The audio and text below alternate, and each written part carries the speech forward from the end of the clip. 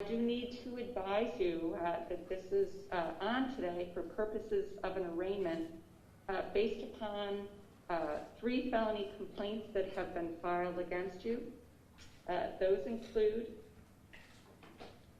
criminal possession of a controlled substance in the 3rd degree in violation of Section 220.16, Subdivision 1 of the Penal Law, criminal possession of a controlled substance in the 3rd degree in violation of Section 220.16, Subdivision 12 of the Penal Law, and criminal possession of a firearm in violation of Section 265.01 of the Penal Law.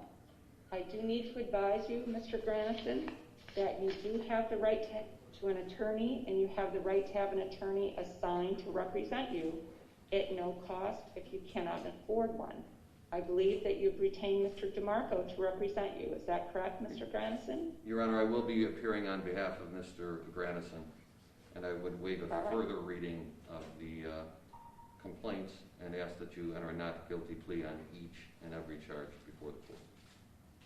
All right, so noted. And with respect to release on his own recognizance or bail, Mr. Clark. Your Honor, my understanding is that under the bail reform laws, these are not bail-eligible offenses. Accordingly, Your Honor, I would request Mr. Granison's release. I also have some comments I'd like to make with respect to the sufficiency of the accusatory instruments. All right, go ahead, Mr. DeMarco. Your Honor, I was provided this morning 3 single-page felony complaints. I also have a history through NICID as well, which reflects that Mr. Granison has no convictions. With respect to the accusatories, the accusatories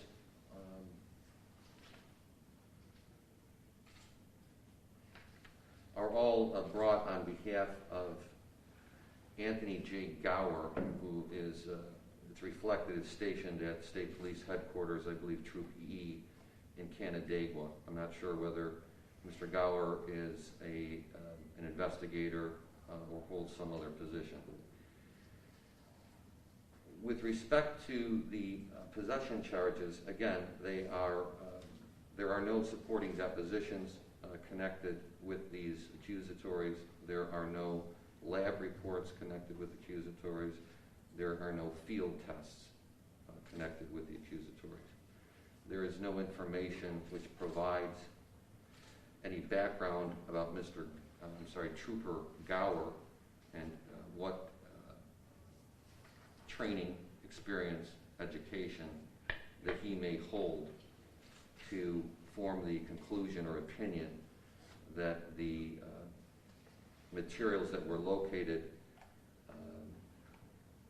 in fact do constitute what they allege to be cocaine.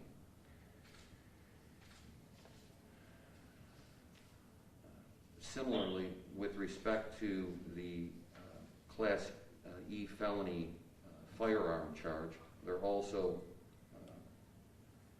lacks supporting information that would tend to support the elements of that charge as well.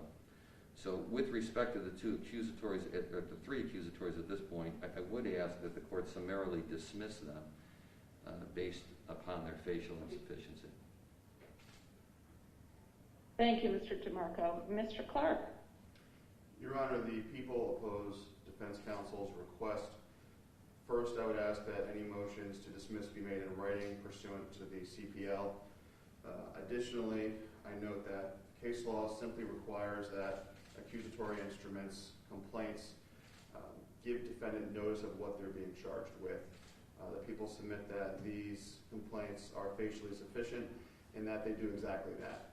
And if the court were to entertain defense counsel's motion right now, I ask that you deny it. Thank you. Very good. Thank you. Mr. DeMarco, at this point, I am going to deny your application without prejudice. Specifically, I would request that any motion based upon the sufficiency be made in writing. And Mr. Granison, I do need to talk to you a little bit about your release on your own recognizance. I need to advise you some things, and I need to advise you, first of all, that you're being released on your own recognizance in order to appear at your next court date and any other court dates thereafter. You are legally obligated to appear at every court date which is scheduled for your case at the time the court appearance is scheduled, and remain in court until your case is concluded. If you fail to appear for a scheduled court date, you may have a bench warrant issued directing a police officer to take you into custody and bring you to court.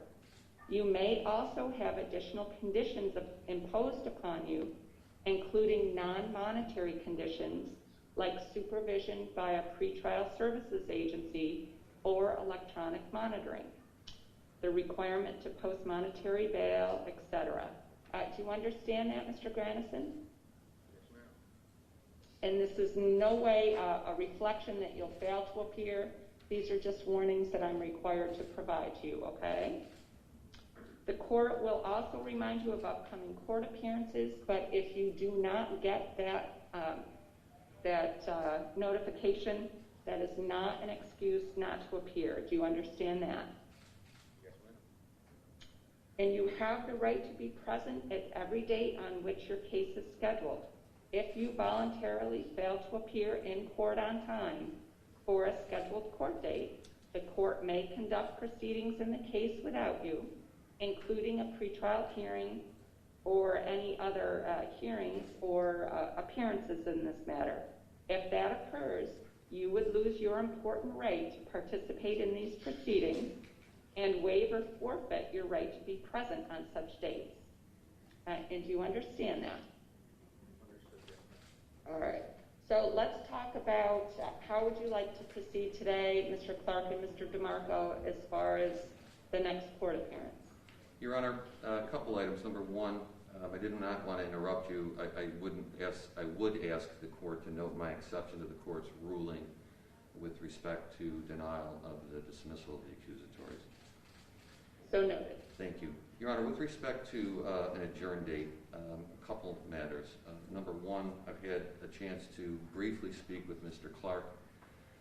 I don't want to put words in his mouth, but I think the Monroe County District Attorney's Office is still reviewing the matter somewhat in totality. I don't know whether or not they have determined at what pace, if they decide to move forward with an indictment, they would do that, and whether or not that would be limited to solely Mr. Granison or perhaps even others. So I think it behooves not only the court respectfully, but my representation of Mr. Granison, that we put as much time as the court would allow between today and giving the district attorney's office an opportunity to decide how they want to proceed. I guess that's a long way of saying I'm looking for something more than a week or two. Okay, very good.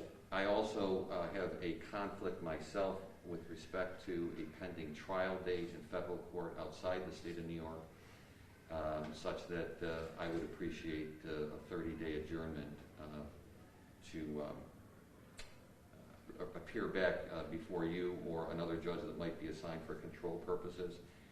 And lastly, I would like the record to reflect that in the event that the matter was to proceed to the grand jury between now and the next control date, that the defendant does wish to testify before that body as of today's date. Very good. Thank you, Mr. DeMarco. Mr. Clark, do you have any objection to keeping this matter local for a period of time?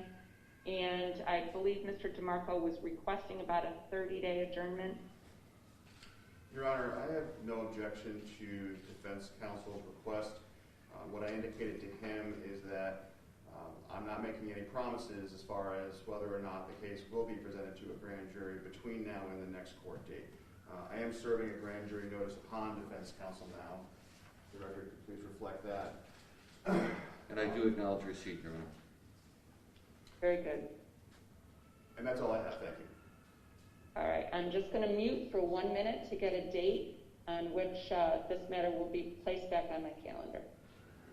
Additionally, I do note defendant's request to testify in grand jury. I would ask counsel to follow up in writing in that respect, but I will note the file.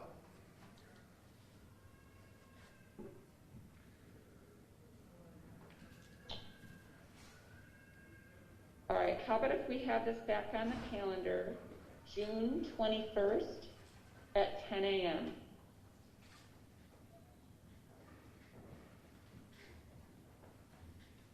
And Your Honor, for the time being, unless we hear otherwise, that you'll keep this on your own calendar. That's right. I was just going to say, with the caveat that I was assigned this case for purposes of arraignment. I'm not certain if I'll continue to be the judge handling this case locally, but for now I'll put it on my calendar for June 21st at 10 a.m. And unless you hear otherwise, it'll be heard on that date. Your Honor, is that virtual, in person? That would be virtual. Okay. Is there any objection to this matter proceeding virtually for now?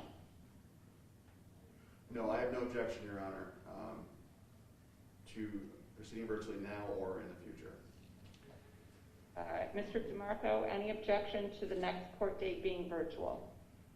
I have none, Your Honor. And when Okay. we talk about virtual in this context, that would obviously not require Mr. Granison or myself to be present inside the Hall of Justice.